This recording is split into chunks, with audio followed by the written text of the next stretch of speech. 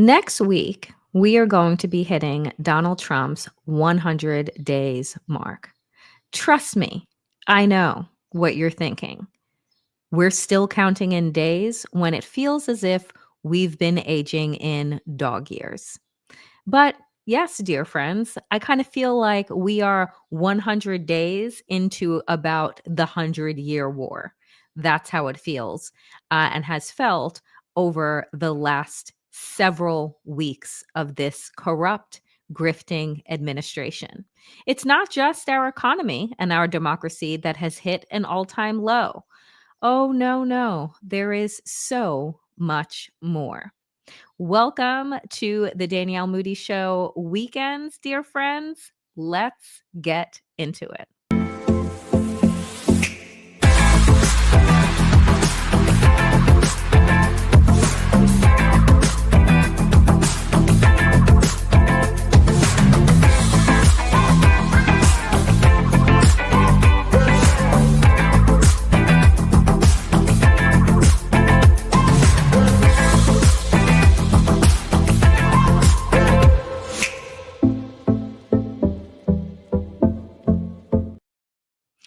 There has been so much heartbreak, it's kind of hard to keep track of it all, but it's important that we do.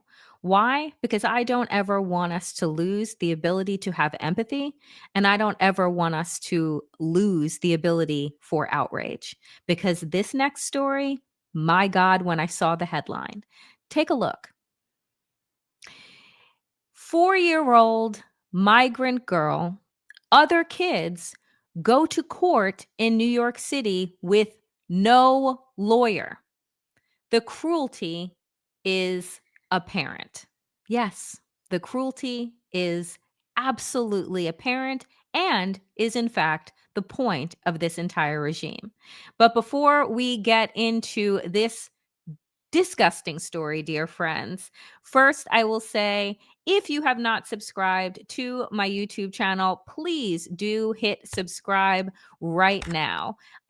Also, like, comment, and share. I am doing my best to hit 25,000 subscribers by the end of May. And this week, we hit 23,000, and I am so excited. So please do the algorithm fairies and me a very good favor by hitting subscribe. It costs you absolutely nothing. Now, let's get back to our regularly scheduled dystopia, shall we? Yes. So here's the story. This is a quote from the judge that is overseeing one of the many cases of children that are coming into their courtroom. Quote, "The reason we're here is because the government of the United States wants you to leave the United States." Judge Ubaid ul Haq, presiding from a courtroom on Varick Street, told a group of about a dozen children, okay? I want you to understand, underscore, children on a recent morning on WebEx. Quote, "It's my job to figure out if you have to leave," ul Haq continued. "It's also my job to figure out if you should stay." I want you to think about courtrooms. If you've ever been inside of one, how intimidating they are.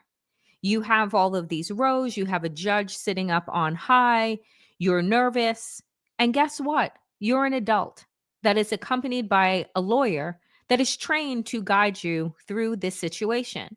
So you may be saying to yourself, how is it that a 4-year-old and other children are headed into court alone? Well, let me tell you, dear friends. So the parties included a 7-year-old boy wearing a shirt embezzled with a pizza cartoon, who spun a toy windmill while the judge spoke. There was an 8-year-old girl and a 4-year-old sister in a tie-dye shirt who squeezed a pink plushie toy and stuffed it into her sleeve. None of the children were accompanied by parents or attorneys, only shelter workers who helped them log on to the hearing. Immigrant advocates and lawyers say an increasing number of migrant children are making immigration court appearances without the assistance of attorneys, which they say will lead to more children getting deported. Now, what is the reason for this?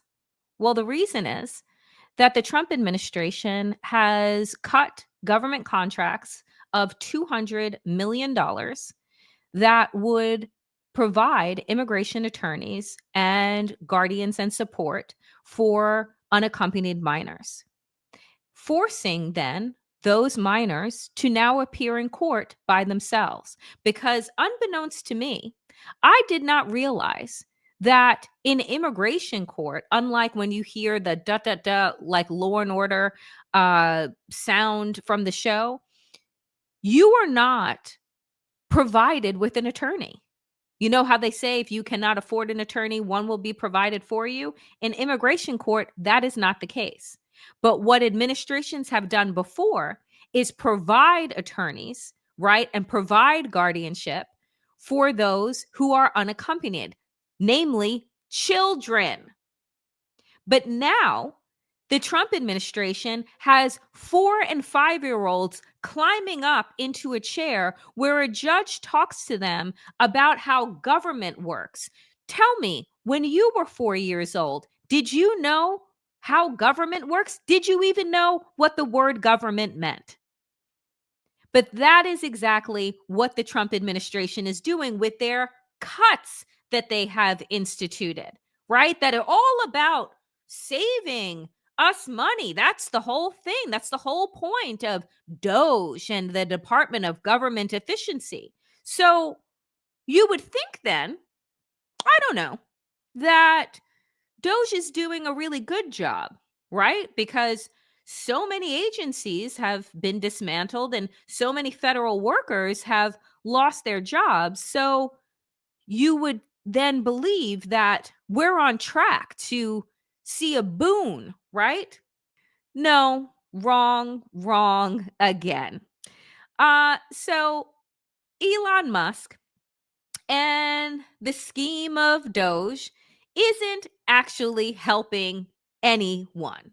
And what's funny about this, folks, when you look at this headline, is that it's the Wall Street Journal, Murdoch's Wall Street Journal, that writes this. Federal spending is higher since President Trump took office, even as the Department of Government Efficiency slashes contracts, cuts jobs, and ends diversity programs. A Wall Street Journal analysis of daily financial statements issued by the Treasury Department found government spending since the inauguration is $154 billion. Get this, folks, hold on to your hats, more than in the same period in 2024 during the administration of former President Biden. Oh, so you mean to tell us that all of the slashing, all of the trauma, all of the bullshit that Elon Musk and his incel babies at DOGE have been doing have actually increased government spending? You mean that it hasn't cut it? Because cutting government spending was never the point. Pain was the point. And so for those that said, oh, well, we can take in a certain amount of pain because DOGE is out here doing the Lord's work. No, they're not. DOGE claims cuts of 150 billion so far, but the journal analysis found those efforts have yet to affect the bottom line. And while the government's income taxes and revenues include tariffs is also up, it isn't enough to keep pace with higher spending. So nothing that Elon Musk has done has resulted in decreased spending, has resulted into rerouting money to programs that are needed, have cut any agencies that had bloated budgets, like let's say the Pentagon. No, we just stopped feeding the poor, stopped providing medicine and vaccines. We have cut federal workers. We have slowed government basically down to a sloth-like pace. All for what exactly? Absolutely fucking nothing. But, you know, if you think, are you sick of winning yet? Well, that's not the only thing that is trending in the wrong direction. Because evidently, take a look, Trump's approval rating has been falling steadily. Polling average shows Trump's approval rating has sunk to about 45%, down from 52% 1 week after he took office. You see, usually in the first 100 days of a new administration or a second term, that this is your honeymoon period. This is when you enjoy the highest ratings, the highest approval ratings you'll probably ever have. Not Donald Trump, though. I mean, I'm no pollster, but if you look at the fucking graph, it doesn't look good, right? And just side note that when you compare, when you compare Donald Trump's poll numbers to other presidents, well, there is another president whose poll numbers were also low at this time. Funny enough, it was Donald Trump in his first term. So he's, I guess, beating himself as the biggest loser because his first term, his poll numbers at the same time were at 45%, and right now they're at 44%.